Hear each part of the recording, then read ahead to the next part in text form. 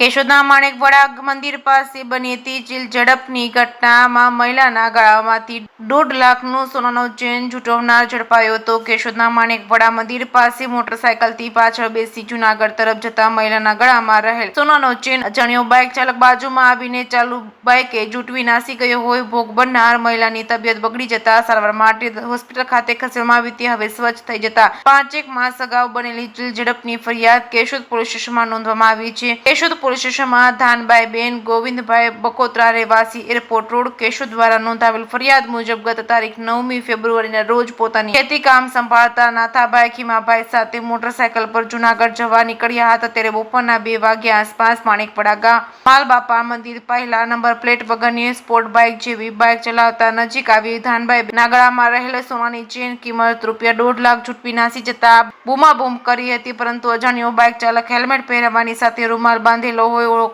ઓળખાણ પણ થઈ શકેલ ન હતી. કેશોદના માણેકવાડા માલબાપા મંદિર પહેલા બનેલી ઘટના બાદ ધાનબાઈ બેનની તબિયત લથડી જતા સારવાર બાદ સ્વચ્છ થતા કેશોદ પોલીસ સ્ટેશનમાં અજાણ્યા બાઇક ચાલક વિરુદ્ધ ફરિયાદ નોંધાવતા કેશોદ પોલીસ દ્વારા ગુનો નોંધી આગળની તપાસ કેશોદ પોલીસ સ્ટેશનના પોલીસ સબ ઇન્સ્પેક્ટર જે.આર. વાજા દ્વારા હાથ ધરવામાં આવી હતી. અજાણ્યા બાઇક ચાલકની ઓળખ મેળવી વૃષાંત ઉર્ફે શ્યામ વિજયભાઈ લાલજીભાઈ ધનેચા ઉંમર વર્ષ 21 રહેવાસી રાજકોટની મુદ્દામાલ સાથે ઝડપી આગળની ધોરણસરની કાર્યવાહી હાથ ધરવામાં આવી હતી. જે કે સિંગુર સાથે રાજુ પંડ્યા, કેશોદ.